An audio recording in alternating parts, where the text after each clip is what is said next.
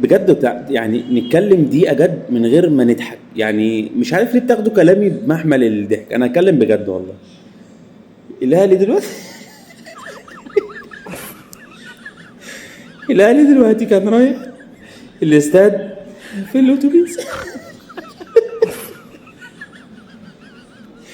بعد كده بعد كده الاتوبيس حود على مدينة حود على مدينة نصر. ليه بقى؟ عشان الإشارة اللي كانت مش عارف أتكلم والله، نفسي أتكلم أقول كلام جد. الإشارة اللي في مدينة الإشارة اللي هناك كانت يا جماعة الأهلي مظلوم، يا جماعة الأهلي مظلوم وكلنا جايين عليه، وكتاب ربنا ده ما ينفعش.